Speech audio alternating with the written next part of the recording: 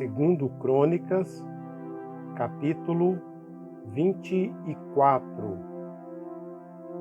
Joás tinha 7 anos de idade quando se tornou rei e reinou 40 anos em Jerusalém. O nome de sua mãe era Zíbia, ela era de Berseba. Joás fez o que o Senhor aprova enquanto viveu o sacerdote Joiada. Joiada escolheu para ele 2 mulheres, e ele teve filhos e filhas. Algum tempo depois, Joás decidiu fazer reparos no templo do Senhor. Ele reuniu os sacerdotes e os levitas e lhes disse: Vão às cidades de Judá e recolham o imposto devido anualmente por todo Israel para fazer reparos no templo de seu Deus. Vão agora mesmo. Os levitas, porém, não agiram imediatamente. Por isso, o rei convocou Joiada, o sumo sacerdote, e lhe perguntou: Por que você não exigiu que os levitas trouxessem de Judá e de Jerusalém o imposto determinado por Moisés, servo do Senhor, e pela Assembleia de Israel para a tenda da Arca da Aliança? De fato, Atalia, aquela mulher ímpia, e os seus filhos tinham arrombado o templo de Deus e tinham usado até os seus objetos sagrados para cultuar os Baalins. Então, por ordem do rei, fizeram uma caixa e a colocaram do lado de fora à entrada do templo do Senhor. Fez-se então uma proclamação em Judá e em Jerusalém para que trouxessem ao Senhor os impostos que Moisés, servo do Senhor, havia exigido de Israel no deserto. Todos os líderes e todo o povo trouxeram com alegria as suas contribuições, colocando-as na caixa até enchê-la. Sempre que os levitas levavam na caixa até os supervisores do rei, e esses viam que havia muita prata, o secretário real e o oficial do sumo sacerdote esvaziavam-na e a levavam de volta. Fazendo isso regularmente, ajuntaram uma grande quantidade de prata. O rei Joiada entregava essa prata aos homens que executavam os trabalhos necessários no templo do Senhor. Eles contratavam pedreiros, carpinteiros e também os operários que trabalhavam em ferro e em bronze para restaurarem o templo do Senhor. Os homens encarregados do trabalho eram diligentes, o que garantiu o progresso da obra da reforma. Eles reconstruíram o templo de Deus de acordo com o modelo original e o reforçaram.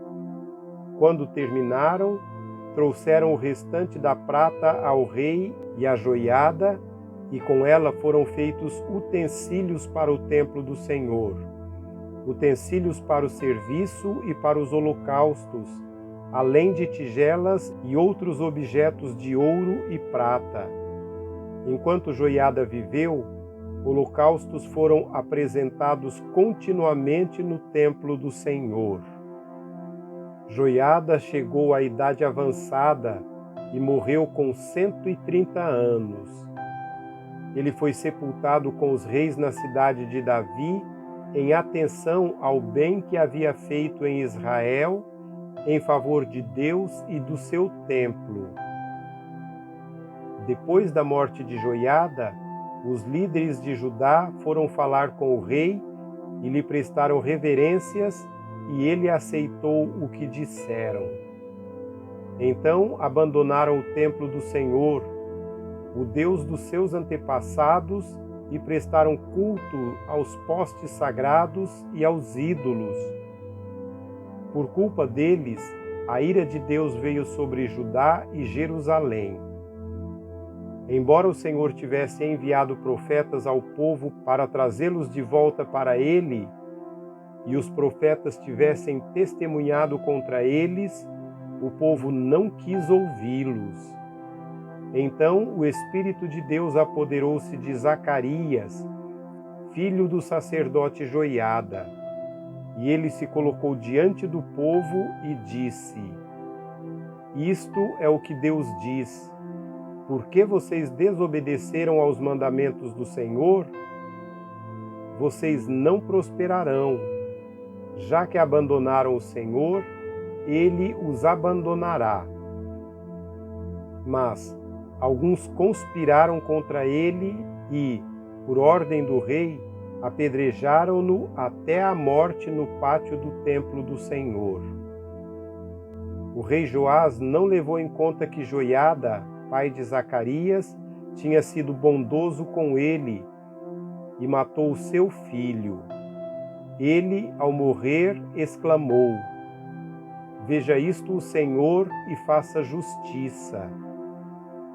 Na virada do ano, o exército arameu marchou contra Joás, invadiu Judá e Jerusalém, matou todos os líderes do povo e enviou para Damasco, para o seu rei, tudo o que saqueou.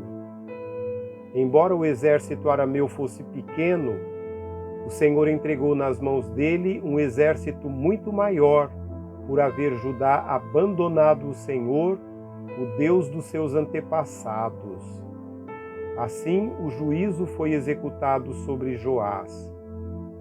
Quando os arameus foram embora, deixaram Joás seriamente ferido.